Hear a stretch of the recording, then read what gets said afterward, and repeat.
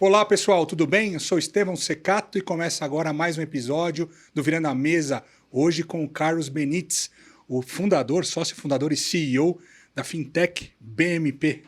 Obrigado, Carlos, presença. Olá, Estevão. Obrigado pelo Forte. convite. Vamos contar um pouquinho da nossa história, contar o que a gente vem fazendo aí nessa agenda de inovação grande do Banco Central, os acertos, os erros, as dificuldades que a gente enfrenta. Tudo que é novidade não tem massa crítica de informação, não tem material humano, não tem experiência. Então a gente tem que ir no acerto e erro, né? Esse negócio não tem pai, não tem mãe, é aquele filho mais novo tentando falar, pai, vamos fazer esse negócio diferente? Ele é não o filho rola. mais novo, que o pai e a mãe não estão nem olhando, e ele tem que se virar. Exatamente. E normalmente é o cara que chega mais longe. É verdade, com certeza. Conta um pouco, o que é o BMP? O que vocês fazem? Depois de entrar no assunto da sua história e tudo mais, mas já para o pessoal entender. A BMP, ela é, hoje, apesar dela ter algumas operações laterais de crédito como ação financeira comum, ela é 90% dela hoje é focada em Banking as a Service. O Banking as a Service é um modelo de negócio novo, né, que atua na transformação de estruturas não financeiras, não bancárias, né, empresas, ecossistemas, para que esses ecossistemas possam oferecer produtos e serviços bancários. Então, o Banking as a Service ele fomenta, através de tecnologia, através de jornadas diferenciadas dentro da própria jornada das empresas não bancárias, uma distribuição melhor de produtos e serviços bancários. E como é que funciona? Eu sou um cliente, por exemplo, sou a Casas Bahia. Eu contrato vocês para fazer o Banco Casas Bahia? Como é que funciona? Por acaso são clientes nossos também. Clientes? Por acaso. Aqui que não era, toda a CCB que eu vejo, vocês estão ali dentro. A gente participa de bastante coisa, a gente construiu muitas jornadas, né? Muitas jornadas. E não necessariamente a estrutura não bancária ela precisa contratar tudo de você. Ou ela precisa contratar tudo desse Banking as a Service. Ela pode ter uma estrutura própria e ela pode ter produtos que ela roda com terceiros. Então, no caso da Casas Bahia, a gente tem lá a operação de crédito pessoal, por exemplo.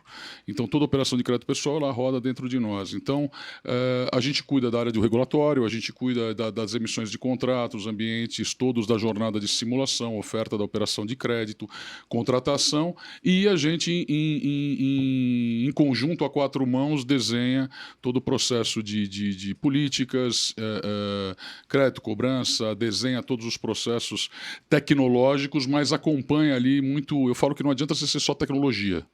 Tá? Você tem que ser banco também. Se você não for banco, você, na hora que aperta, você não consegue sair. Então a gente tem lá um direcionamento bem grande de envolver pessoas com conhecimento bancário junto com tecnologia. E vocês fazem a gestão também?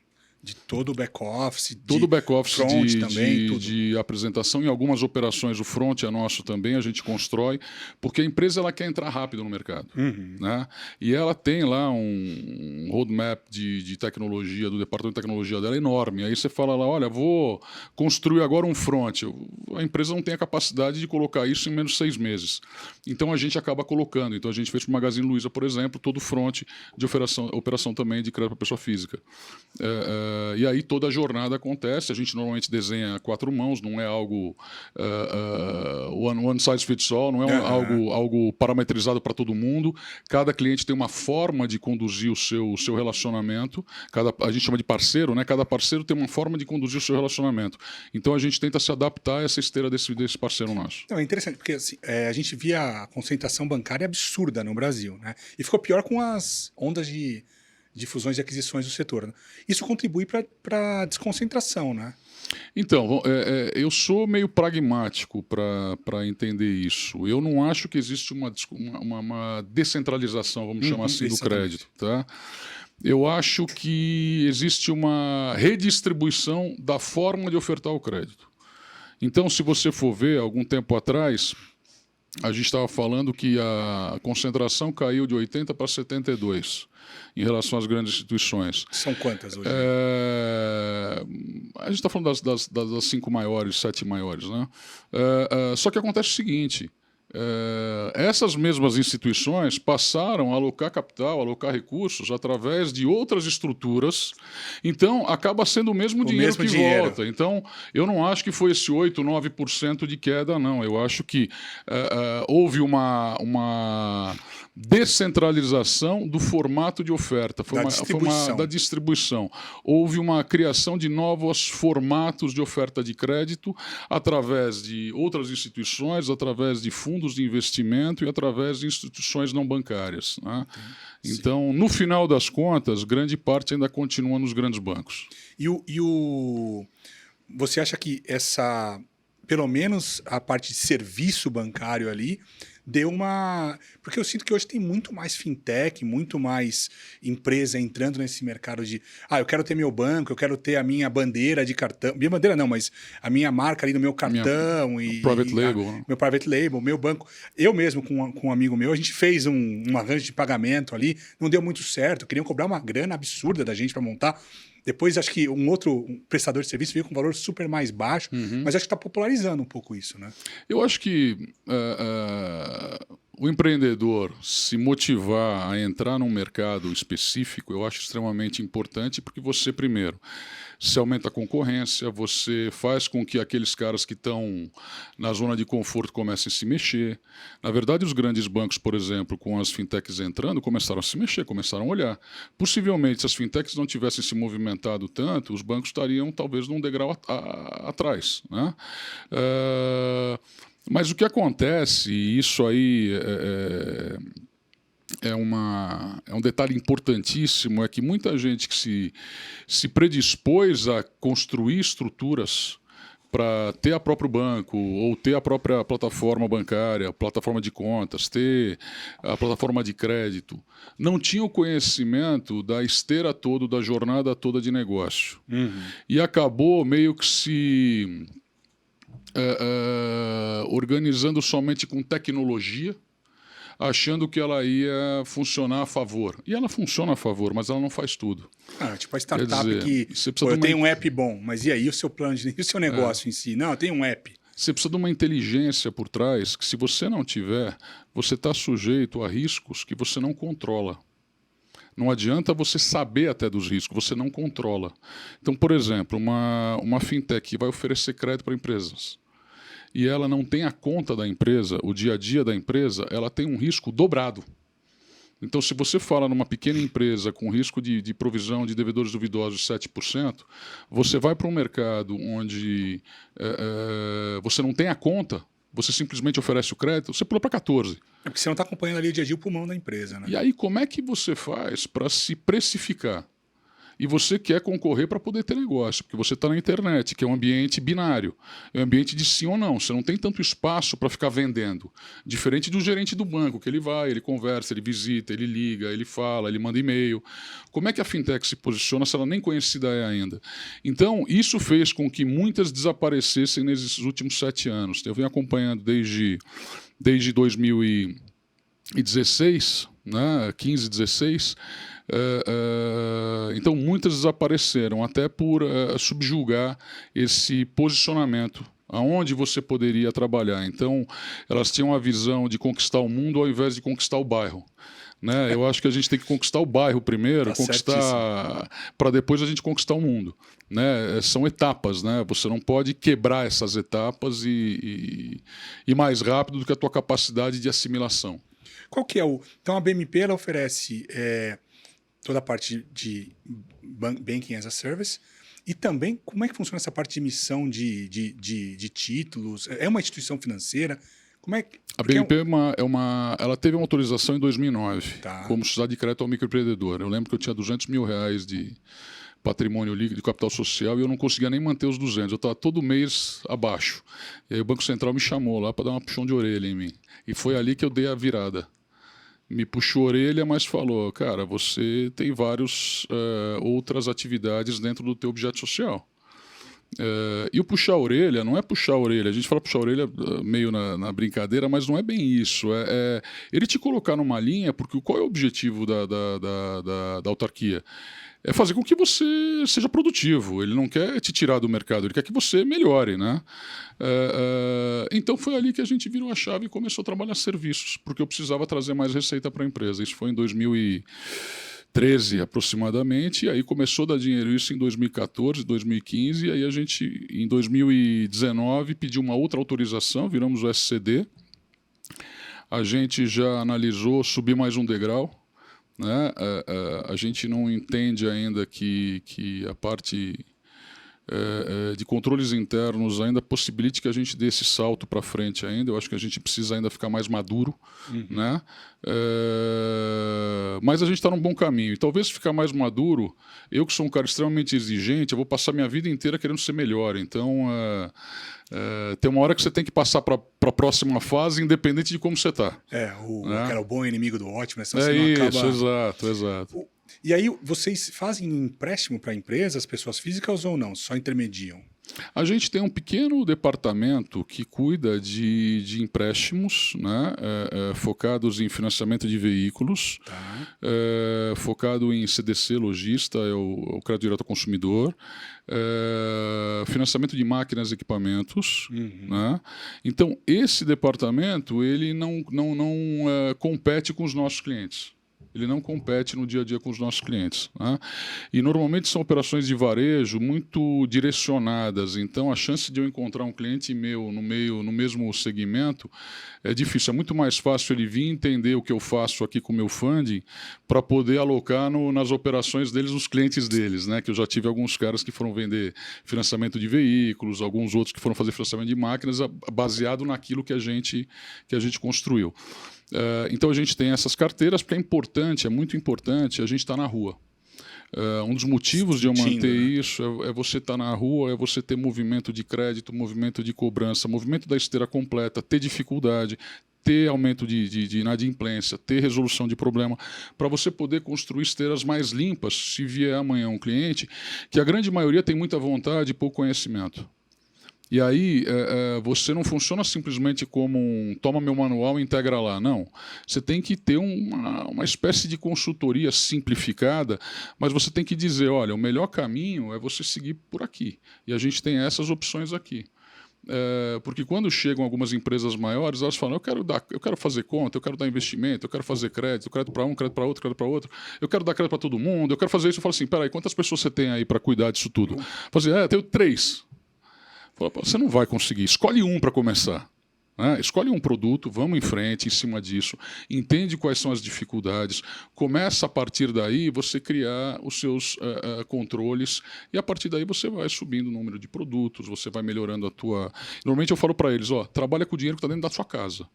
Não trabalha com o dinheiro que está fora. Não capta de terceiros para não... Não só isso. Vamos lá, eu tenho uma série de clientes que são pagadores de serviços. Se eles são pagadores de serviços, são eles que pagam a dívida do cliente deles. Por que eles vão entrar num negócio que é dar crédito para terceiros se eles podem começar por uma operação que nem análise de crédito eles precisam? Eles precisam só de uma política de relacionamento. Então, normalmente eu tenho lá fornecedores, tenho prestadores de serviço, que são caras que você mesmo paga. Só que você quer dar crédito para a pessoa física lá da frente, que vai te trazer um risco absurdo, vai te fazer criar política de crédito agressiva, política de cobrança agressiva. Controle de risco, tudo isso, sendo que você tem dentro de casa uma operação que vai começar a rodar, mais simplificada, vai te trazer gordura, vai te trazer spread, para você se preparar para saltos maiores. E nesse momento você começa a ter desenho de esteiras. Mas não é crédito, mas é o aprendizado. É o aprendizado, isso aqui é uma escola. Você não entra na faculdade de medicina e sai fazendo cirurgia do coração. Você tem que passar por várias etapas. E não vai falar, não, eu contratei o meu head de digital, contratei o diretor que era 30 anos de banco. Não é isso. Se ele não tem a vivência da esteira completa, e vou falar, o cara que passou 30 anos em banco, talvez ele conheça 20% do banco. E só o banco. Só que para fazer isso ele tem que conhecer 100%. Porque, na verdade, no banco tradicional, o banco trabalha para ele. Então ele não precisa se preocupar com um monte de coisa, ele não precisa se preocupar com compliance, ele não precisa se preocupar com riscos internos, ele não precisa se preocupar com precificação, tudo já vem meio pronto. Essa é a diferença, você estava me falando, essa é a diferença da pessoa que empreende, né, nesse setor, começa do zero, e o executivo que chega lá no banco para sentar e assumir uma cadeira, né? Exato. E eu vou te Tá tudo falar. pronto para ele assumir ali, né? O carro já tá pronto. Outra coisa é ser um mecânico e montar o carro, dirigir, ganhar a corrida. Outra coisa é sentar no carro pronto com o cockpit, com todo mundo, com a equipe ali, pô, com os mecânicos aí, é outra coisa, né? Exato. E, Estevão, não é que a gente lá da BMP sabe tudo, mas talvez a história da BMP, como ela foi constituída, como ela cresceu, ela precisou correr atrás durante muito tempo. Conta um pouco dessa história aí. Da onde veio essa ideia e como é que foi se desenvolvendo? Bom, eu fui morar nos Estados Unidos em 1996. Então, vamos voltar para conta a tua história, então. É bem legal. Bom, fui jogador de basquete, joguei categoria menor durante alguns anos, joguei até primeiro ano de adulto, segundo ano de adulto, mas eu falo que no adulto eu estava aposentado já, eu estava só ali de corpo, a alma já tinha ido embora, né? E fui bicampeão paulista de basquete, fui campeão brasileiro pela Seleção Paulista de Basquete. Gosto de basquete, para quem conhece a gente sabe que tem um vínculo sempre da estratégia versus a empresa, então a gente sempre leva alguma coisa de basquete no meio da... E eu acho que o esporte ajuda bastante, né? Você pega algumas pessoas que trabalham comigo lá, que tiveram uma carreira de atleta durante a adolescência, você vê que elas têm uma dinâmica diferente, né? De lá eu fui trabalhar no Banco Mercantil de São Paulo. Eu era operador de leasing na época, o nome de pastinha era mais bonito, era operador. Eu vendia leasing dentro das agências. O mais legal era que quando sempre eu chegava na agência, os gerentes se escondiam, porque eles tinham que sair para visitar comigo. E sair para visitar comigo era um terror para eles, porque eu fazia 6 visitas por dia. Eu ia de uma em uma, não almoçava, ia de ponta em ponta. E eles desapareciam, não sobrava ninguém, aí eu tinha que ir sozinho. E de lá eu fui para o Banco Francês e Brasileiro, em seguida fui para o Banco Safra, aprendi algumas coisas interessantes lá. Sempre na área de crédito, leasing, sempre crédito. Nessa área de leasing, CDC. E muito engraçado na época do Safra, porque eu conto essa história, porque existem algumas coisas que acontecem na tua vida que você guarda para sempre, né?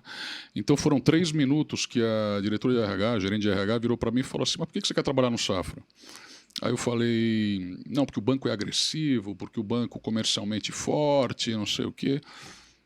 E eu também sou, né? Imagina, um moleque de 23 anos, né? E ela falou, você acha que o Safra é agressivo? Ela virou e falou assim, não existe banco agressivo. Todos os bancos são conservadores. E vou te contar outra coisa, o seu José Safra, sabe muito bem o que ele está fazendo.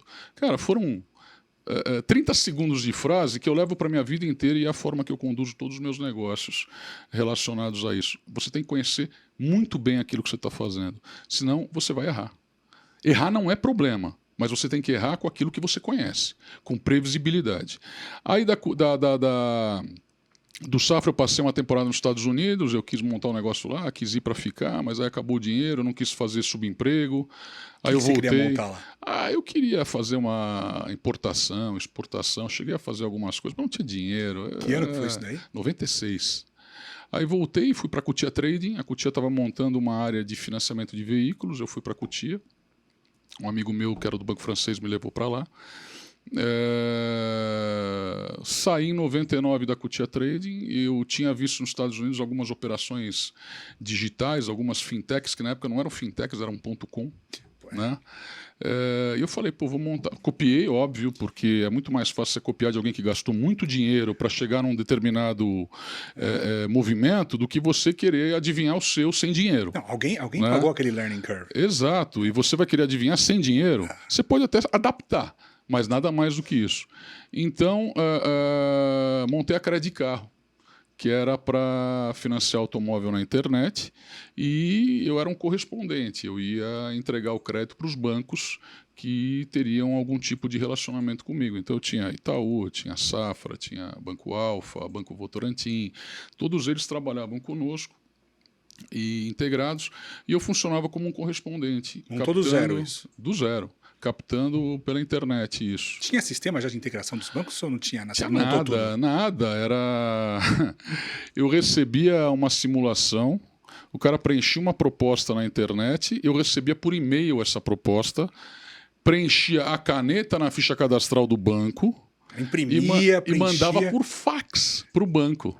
Caraca. Aí o banco recebia o fax, me devolvia a resposta, aí eu fazia um negócio bonitinho e mandava para o cliente, ó, seu crédito está aprovado. Né? Puta, demorava um tempo pra fazer isso, né? Mas era uma demanda que na época não tinha problema a demora. O que tinha era o seguinte, como é que eu vou achar cliente do outro lado do computador? Não tinha base de clientes ainda. E eu vou te falar, andou muito bem perante aquilo. É que eu não tinha uma visão muito clara de onde eu poderia chegar. Para mim era volume. Volume. Na verdade, se eu tivesse ido para um B2B, para uma estrutura de sistemas para revendas, para bancos, talvez eu tivesse um sucesso maior naquela época. Né? Mas também, caminhos percorridos, não necessariamente você conhece tudo. Naquela época, meu volume de informações, eu tinha 28 anos, meu volume era menor. Aí eu continuei crescendo, passei por maus bocados durante uns 5 anos. Conta aí, porque essas são as histórias legais de contar. Cheguei a estar sentado num lixo, sem ter móvel no escritório, com o escritório já atrasado, aluguel, IPTU, vendi os móveis para juntar um dinheirinho e voltei para um escritório que ficava, eu estava lá na... Primeiro eu vendi a empresa para um grupo argentino. A Credit Carro. Aí eles vieram dizendo, você vale 7, a minha empresa vale 70. Quer dizer, a minha nem valia 7, nem a tua 70, mas eu precisava de grana, estava ferrado, precisava de dinheiro. Bom, seguiu a operação. Com os argentinos sócios. Quebraram. Os argentinos, acabou o dinheiro. Aí eu peguei de volta, comprei de volta. Não comprei de volta, eu peguei de volta. E eles tinham uma conta para me pagar em cima disso, obviamente não tinham dinheiro para pagar, me deram mesa, cadeira, o cofre, computador, e eu segui mais um ano. Aí apanhei de novo. Qual que era a dificuldade da Carlos? Era gerar negócio. Era gerar negócio e ter a receita devida para poder pagar a tua pequena estrutura. Você ganhava FII sobre operação. Exato, FII sobre cada operação originada. E eu fazia todo o processo. Eu captava as assinaturas, porque na época ainda era assinatura a caneta, então pegava as assinaturas, então tinha um gasto de logística, tinha um gasto de atendimento, e eu simplesmente entregava dentro do banco a operação. E era você fazendo tudo ali?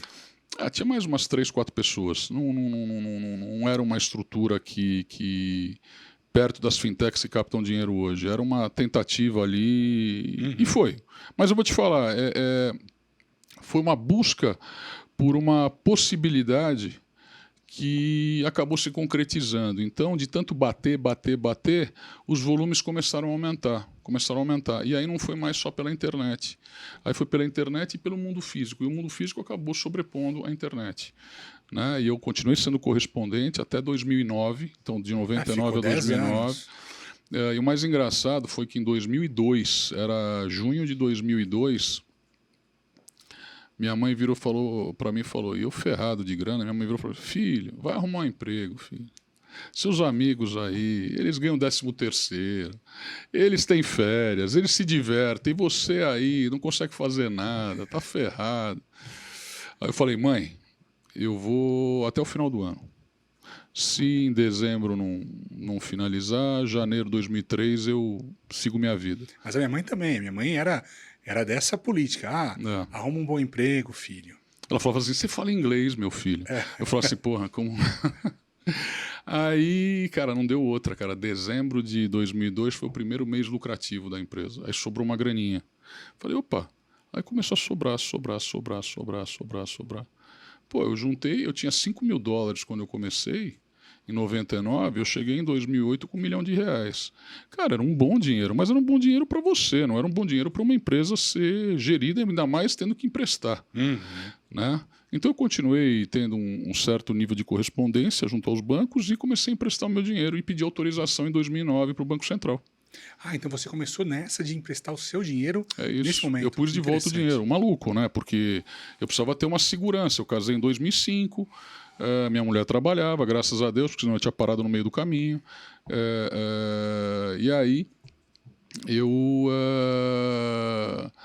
comecei a emprestar o meu dinheiro mesmo. E aí, cara, para você... Eu lembro que a primeira transferência que eu fiz a transferência, eram R$6 mil, nunca vou esquecer. Imagina, os carrinhos velhos que eu financiava. Você correndo pro banheiro, cara, dor de cabeça, tudo que você possa imaginar. Eu falei, nunca mais eu vou ver esse dinheiro de volta. Então é aí que você começa a ver que você conhece muito bem banco, Só que aquela parte que você teve Você responsabilidade. navega ali, né? O que está para trás é um enorme iceberg que você não tem nem noção. Então você vai ter que aprender aquilo para fazer bem aquilo que você sabe. Se você não aprender o que está atrás, e foi aí que começou a minha jornada, né? Aí eu pedi a licença para o Banco Central, fui aprovado, em seguida eu achei que eu era banqueiro. Né? Então eu falo para todo mundo que ter licença não quer dizer que você é banqueiro, quer dizer que você tem, quer dizer que você tem uma licença simplesmente. Você pode fazer. Você só passou a ter responsabilidade maior do que você tinha. Banqueiro é o cara que tem a grana. Né? Então eu não era banqueiro, eu tinha só licença, então eu tinha um problema, eu não tinha uma solução. Essa licença qual que era? Era de Sociedade de Crédito ao Microempreendedor, a SM. Tá. Né? Aí eu fui constituir um FDIC. Aí eu falei, bom, agora eu vou ter facilidade de captar dinheiro, eu tenho a licença, eu tenho o FDIC, vamos em frente. Né? Só que, pô, você virar e falar, olha, eu vou dar crédito agora para microempresa, vou dar crédito para financiar carro, vou dar crédito para isso aqui. Duplicata eu nunca entrei. Não tenho esse perfil de rodar carteira em 45 dias, não tenho esse talento, não tenho. E aí, eu montei o FDIC. O que eu passei a ter? Custo. Porque eu não captava. Porque todo mundo virava para mim e falava assim, mas peraí, você vai concorrer com o Itaú, você vai concorrer com... Eu não ia, mas a dificuldade de você explicar e as pessoas mensurarem isso, né, os investidores, era muito complexo. A dificuldade é conseguir um funding. E eu não tinha tracking record, o meu tracking record era reduzido, era o início. E aí a gente comecei a colocar o meu. Quando acabava, eu me empipinei várias vezes nos bancos, lá do 2011, 2012, até que o Banco Central chegou e falou, olha, cara, seu objeto social não é só emprestar, você tem outras coisas que você precisa fazer e você precisa diversificar. E eu lembro que eu fui lá e fiz mais 2 perguntas para a pessoa do Banco Central, não lembro exatamente quem era. Ele virou para mim e falou assim, ó, eu já te disse o que eu tinha que te dizer, o Banco Central não é empresa de consultoria. Mas eu achei ótimo o que ele me falou, porque ele me ajudou. Mas ele te instigou e te motivou a diversificar a linha de serviços. Diversificar o formato de negócio. Tá. Foi aí que eu comecei a prestar serviços. Aí eu comecei a vender análise de crédito, comecei a vender cobrança, até que surgiu um administrador, um gestor de fundos que queria emitir uma cédula de crédito bancário. Isso foi em 2012? Já era 2013. 2013. Estava com que tamanho nessa época? Pequeno. Eu estava... Imagina, meu PL era 250, 300 mil reais, mais ou menos. Uhum. Para quem está com 300 milhões hoje é razoável. Né? E aí eu comecei a fazer serviço. O que acontecia? Eu falei assim, cara, eu não posso me emocionar. Eu comecei a ganhar dinheiro. Eu falei, eu tenho que pegar essa grana e enfiar no crédito. Eu tenho que pegar essa grana e enfiar no crédito. Investir. Eu preciso pegar um e fazer virar 4. Pegar um e fazer virar 4. E aí o bolo começou a aumentar. E eu não me emocionei nem em tirar férias, nem em gastar dinheiro, nem nada. Eu fui reto. Você tinha uma área de crédito já fazendo análise dos seus clientes? Tinha, mas na verdade, na época, ainda passava tudo na minha mão. Eu não deixava passar. Ia visitar cliente, conhecer os sócios, os donos das empresas. Pra caramba. Eu ia visitar correspondentes que distribuíam para nós. Aqueles mesmos correspondentes que eu era, eu comecei a contratar correspondentes para distribuir para gente. E eu lembro que eu ia para o interior, eu saía às 5, 6 da manhã daqui, eu fazia 5, 6 reuniões na ida em várias cidades, parava, dormia lá na ponta e voltava fazendo reunião no dia seguinte. E eu lembro que uma financeira, que ficou meu amigo depois... ele virou para mim e falou, pô, mas quantos contratos você faz por mês? Eu falei, faço uns 80, 60. Ele falou, mas só isso? Todo lugar que eu vou eu te vejo. Então, na verdade, eu era incansável. Eu falava, esse negócio vai virar. Então, todo mundo falava, o que você fez? Qual foi o gatilho? Cara, o gatilho foi sempre trabalhar demais, sempre trabalhar muito. E quando você trabalha muito, eu vou te dizer, e com um objetivo que você ainda não conhece, você joga fora muito das suas horas de trabalho. Muita visita desnecessária, muito gasto de energia desnecessário. Mas se você não mantiver a produtividade tua, independente de resultado, e você começar a escolher o que você faz, você começa a perder espaço. Então a produtividade ela é muito importante. Não importa se você foi visitar 10 caras e só um faz negócio com você. Em algum momento você vai ter visitado 1000. E aí você vai ter 100 caras fazendo negócio com você. Exato. Agora, se você começar a visitar um que é o cara que faz negócio com você, você vai ter no máximo 10 no mesmo tempo. É isso, concordo, Tá? 100%. Então a produtividade e você aos poucos, conforme você vai crescendo, você vai direcionando melhor a tua atividade. Só que é o seguinte, você tem que ser um pouco negligente comercialmente. O que eu falo negligente? Cara, tudo é negócio. Tudo dá para fazer. Até que você comece a separar o joio do trigo. Tá? E é complexo isso, porque a cabeça das pessoas não é bem assim. Não é, por exemplo, eu falo com as pessoas que trabalham comigo. Eu faço 100, mais ou menos, contatos por dia com pessoas diferentes. Eu repito, obviamente eu repito algumas pessoas, mas eu estou o tempo todo buscando prospecção de negócio. Qual negócio? O que vier. Aí eu filtro para quem eu levo. Mas isso faz com que a mesma coisa, eu seja conhecido, as pessoas falem comigo, me procurem. Deu um problema, as pessoas me procuram. Ah, por quê? Porque eu sei que ele vai arrumar alguma solução para mim. Verdade. Mesma coisa no seu caso. Você visitar 1000 pessoas, se acertar 5%, são 50 contratos. Né? O cara que visitou 10, não vai. Uma vez eu estava com só um parênteses, estava com um sócio numa reunião lá no começo da consultoria e o cara estava meio cabisbaixo. Ah, pô, eu consegui falar só com 2 clientes essa semana, nenhum deu certo. Eu falei, o que é? 2 clientes? Eu falei, cara, assim, você está com um projeto, eu estou com 30, eu estou falando com 30, 40 pessoas por dia, você está falando com 2 clientes por semana. Aí eu falei, mas depois eu peguei um pouco pesado com o cara, mas eu falei, você não está sendo desonesto comigo, você está sendo desonesto com sua esposa, que não está indo jantar num restaurante legal, com a sua filha, que vai ter que sair talvez da escola. É com essas pessoas que está sendo desonesto. Vai lá e trabalha mais, né? Que é o que o Lobo de Wall Street falava, né? Pick up the phone and start calling, né? Começa a ligar para as pessoas. Então acho que é bem isso, é isso que você falou, exatamente. Não, a estrutura sempre foi voltada para isso, tá? E eu sempre fui um cara muito observador. Eu não sou estudioso, eu sou observador. Então, tinham várias oportunidades que iam passando e eu ia pescando. E muitas delas não deram certo. Porque eu achava que era uma coisa, mas era outra. Mas no meio do caminho tinham coisas boas. Por exemplo, em 2000 eu comecei a emitir cédula de crédito bancário, fazer o regulatório, vender análise de crédito, mas ainda eram volumes menores. Era um bom dinheirinho? Era. Mas era um negócio legal, era bom. Eu estava já em 2015, 2016, eu comecei a ouvir falar nas fintechs de novo. De novo não, pela primeira vez. E fui conhecer. Esse nome, né? Fui conhecer. Eu falei, cara, o que eles estão fazendo aqui eu fazia 15, 16 anos atrás.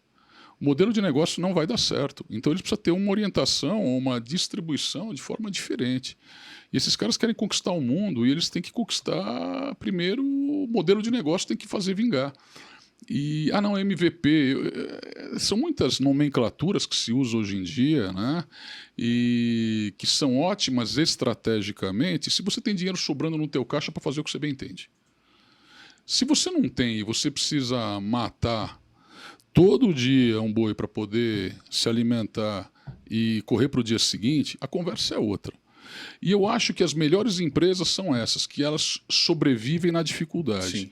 Quem trabalha na facilidade, ela vai ter muita dificuldade de chegar lá na frente, ela vai errar muito. É por isso que a empresa em crise, Tá. muitas vezes ela não dá certo, porque os executivos, as pessoas ali, estão acostumados a viver na bonança. É verdade. Aí quando tem uma crise qualquer, já se desespera, não sabe como agir, porque sempre teve muito. É que nem criança, quando sempre teve muito dos pais, não sabe ter uma diversidade, já fica desesperado em depressão. E aí,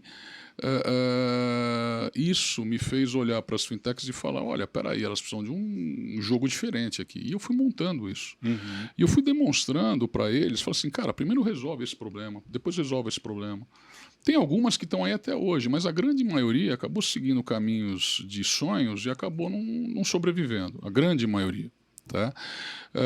Do meu lado, durante anos eu queria captar dinheiro, primeiro funding para emprestar, depois captar dinheiro para equity. Ninguém me queria. Porque eu tinha uma linha de raciocínio, e eu não digo que antecipar, antes do tempo. Não é antes do tempo, é errada. Porque se você estava no momento errado, com uma linha de raciocínio diferente, você está errado, e ponto final. Você tinha que ter a linha de raciocínio da cabeça dos investidores e da cabeça dos negócios da época. Sim. Não, é à frente do seu tempo. À frente do seu tempo não é um bônus, é um ônus. É, exato. Né? Então, quando a gente começou a acertar a mão, eu fui negociar um serviço de tecnologia. Eu não tinha empresa de tecnologia, foi um serviço de tecnologia. E eu tive Mas muita você já dificuldade. tinha tecnologia embarcada? Não tinha nada. Tinha um sisteminha que eu usava de terceiros. Em 2016 eu fui atrás e eu realmente não estava conseguindo chegar numa empresa de tecnologia que pudesse entregar aquilo que eu queria e da forma que eu queria. Era muita coisa, era muito mapa, muito desenho e o que eu preciso eram quadradinhos. Eu falei, cara, me mostra três quadradinhos aqui dentro de uma folha só, me diz como funciona. E era difícil. Aí eu cheguei numa empresa que me disse o que eu queria. Eu falei, quero te comprar. Comprar a empresa? É. E eu não tinha dinheiro para comprar.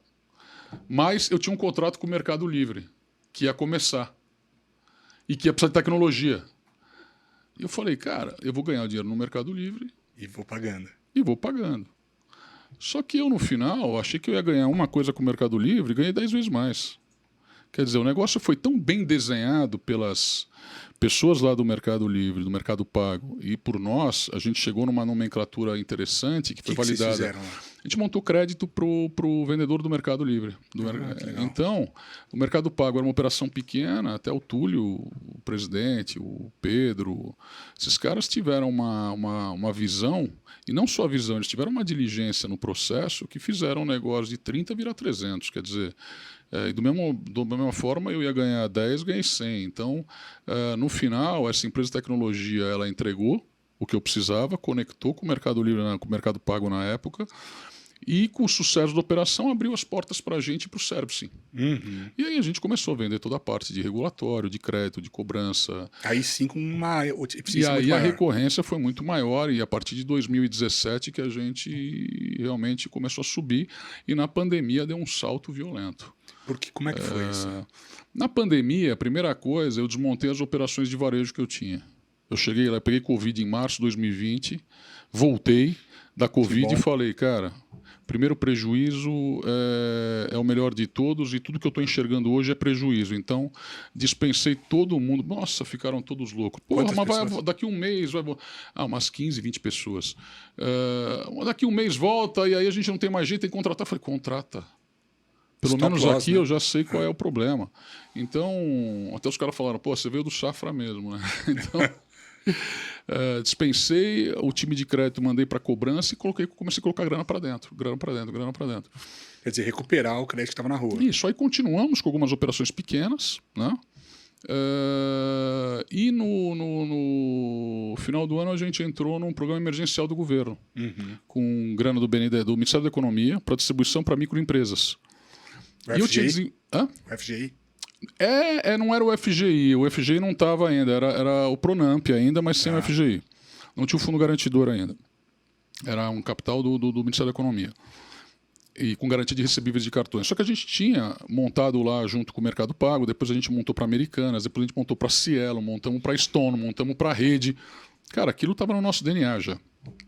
A gente montou para o BNDES. E o BNDES trouxe outros bancos para o jogo. Trouxe Bradesco, trouxe Safra, trouxe Caixa Econômica, Banco do Brasil. E nós ficamos em segundo lugar, só atrás do Banco do Brasil. Quer dizer, o dobro do Safra, o triplo da Caixa Econômica de produção. E isso com um escritório de 700 metros na Paulista sem agência. Eu trouxe diversos parceiros, então, na época, Iguatemi, Gympass, iFood, Cielo mesmo, Stone, Mercado Pago, todos eles vieram participar de alguma forma e eu criei essa capilaridade de distribuição e aí vem aquela conversa inicial, eu não precisei de nenhuma instituição financeira para distribuir mais crédito que o Safra e que a Caixa Econômica. Fantástico. Então, eu como um gestor da operação, distribuí isso de forma muito mais dinâmica, porque foi um projeto ali de 2 meses e pouquinho. E a gente colocou 21 mil microempreendedores com recursos. 21 mil contratos. Isso 2017. 2020. 20, isso. Né? E aí foi aquele rebote, né, que deu de mercado, da tecnologia começar a embarcar em vários lugares, todo mundo começar a olhar. Aqueles erros absurdos do pessoal fazendo continha digital, todo mundo queria ter uma conta digital, e aí morreu tudo. Quer dizer, é porque ninguém ia sobreviver com isso, e era sabido. Sabe por quê? Porque conta de pagamento, conta digital, é despesa. Isso não é receita. Não, mas eu vou fazer TED, vou fazer cobrança. Cara, isso é despesa. Se você montar direito com ambiente de segurança, segregação, proteção, time, tudo isso aí, você vai gastar muito mais do que o que você vai ter de receita, não importa o tamanho que você vai ter. Porque você não vai ser o Itaú. Esquece que você vai brigar. Por que o cara vai ter a conta com você e não com o Nubank? Que na época estava dando a conta gratuita também. Pois é. Que tem um baita atendimento, uma baita linha de frente, investimento, capacidade técnica, e você pegou lá um prestador de serviço para fazer uma continha digital. Por que o cara vai ter conta contigo, cara? Pois é. Eu fazia essas perguntas e as pessoas... pode ser que eu estava falando que eu vinha de um planeta e elas de outro, juro. E você deu bastante conselho e consultivo, né? Foi muito consultivo para os seus clientes. Né? Foi, porque eu tenho duas vias. Eu também não sou uma ONG. Eu estou dando conselho para trazer o cara para trabalhar comigo, para eu ganhar com ele no negócio certo. Não adianta eu trazer para ele fazer o negócio errado, porque eu vou gastar dinheiro, vou pôr ele de pé e ele não vai ganhar dinheiro e eu também não.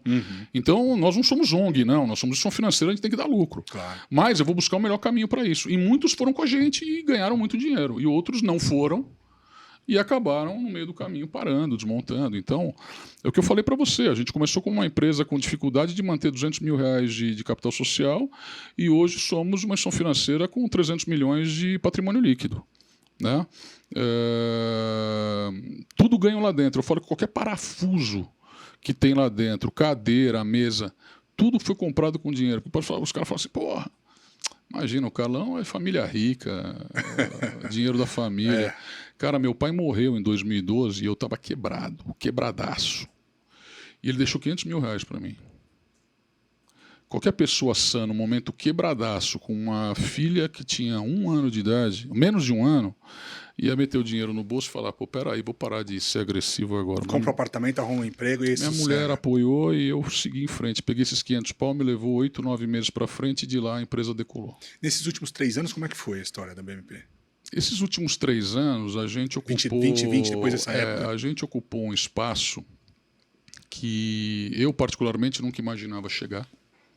Tá? E muito relacionado à necessidade do mercado. Tá? Muito relacionado à forma que a gente construiu a nossa tecnologia e os nossos processos internos. E hoje nós temos, além de várias empresas que não bancárias, não financeiras que operam conosco, nós temos bancos que nos contratam para acelerar uma entrada deles no mercado que eles vão demorar para colocar a esteira de pé e rodar, e a gente consegue fazer mais rápido isso. Então, eles nos contratam para a gente trabalhar para eles. Então, por exemplo, BTG contrata, o Itaú contrata, porque a gente coloca o produto, coloca a estrutura na frente muito mais rápido, XP. Entendeu? Então nós temos lá produtos que a gente nunca ia desenvolver para vender, mas gerou uma demanda de uma estrutura terceira que falou, olha, você faz isso para mim? E aí a gente ia lá e já tinha algo montado, a gente só parametrizava para atender uma XP, para atender um Itaú, para atender um BTG, a gente parametrizava e rodava a operação. Então, o volume de serviços, né, eu falo que a gente tem 138 linhas de possibilidades de receita na empresa. É muita coisa. Bastante. Só que isso é a coisa mais difícil de colocar na área comercial para eles saberem como fazer aquilo dar dinheiro. Mas são 138 linhas, são 138 possibilidades de ganhos. Né? Desde um TED a uma plataforma. Né? Então, isso tem que estar numa linha de raciocínio de venda. Então, todo mundo fala, pô, mas como é que o teu resultado é tão diferente dos outros? Eu penso em receita todos os dias. Eu penso em acordar com um montante de dinheiro e dormir com um pouquinho mais todos os dias. Eu faço investimentos de curto prazo, eu não faço investimentos de longo prazo, porque esse mercado ainda está imaturo e ele vai mudar muito. Então, a minha visão ela é muito prática. Né? Ela é muito prática. Eu passei as minhas dificuldades e hoje eu estou aproveitando as dificuldades que eu passei, que foi um aprendizado. Para se alavancar. E qual que você acha que é o futuro desse sistema da BMP e dos bancos? O que você acha que vem pela frente? Eu acho que a gente está aproveitando o crescimento orgânico desse mercado digital. E desse mercado de banking as a service, de ecossistemas de distribuição de produtos e serviços bancários, a gente está aproveitando esse crescimento orgânico. Isso vai continuar crescendo. Tá? A gente está falando hoje aí em 2%, 3% de mercado, mas a gente acha que vai chegar nos 25% de mercado. Lá fora é mais ou menos... Aqui o Brasil é muito bancarizado, né? Então não tem muita comparação, né? Eu acho que bancarizado, que até a conta, eu acho que lá fora é mais. Tá? Aqui a gente tem um problema de entendimento. Uma coisa é a inclusão bancária, outra coisa é a inclusão financeira. Inclusão bancária cresceu demais porque a pessoa deixou de ter dinheiro no bolso e passou a ter dinheiro na continha digital. Mas isso não transforma ele em incluído financeiramente. Incluído financeiramente, para mim, é o cara que tem 2 a 3 produtos na instituição financeira e que ele usa a instituição financeira. Que ele tem a conta, que ele tem um cheque especial, alguma coisa, uma operação de crédito, um investimento, um seguro, alguma coisa de relacionamento. Aí sim ele está relacionado, ele tem um relacionamento com a instituição financeira e ele se tornou incluído financeiramente. Inclusão bancária não tem hoje tanta... É que a inclusão bancária pode levar ele a ser incluído financeiramente porque você tem visibilidade, mas ela não serve para absolutamente nada como número. Ah, não, mas eu tenho hoje tantos clientes bancários. Ela não serve para nada, é um número hoje que não é relevante. Porque todo mundo é digital hoje, então não é relevante você ter isso. Tá? Então se usa muito como marketing, mas não serve para nada. Né? Então eu acho que ecossistemas vão ser criados, as operações da mesma forma que você usa o iFood, eu uso o iFood. Não é? Sim. Você pede o iFood, eu também. Só que eu vou direto e você vai direto. E o dia que a gente for junto? Sem você saber. Sem o iFood saber. Porque o iFood vai estar dentro de um ecossistema e eu simplesmente quero uma salada com filé mignon. Ponto. Eu vou entrar lá e vou comprar.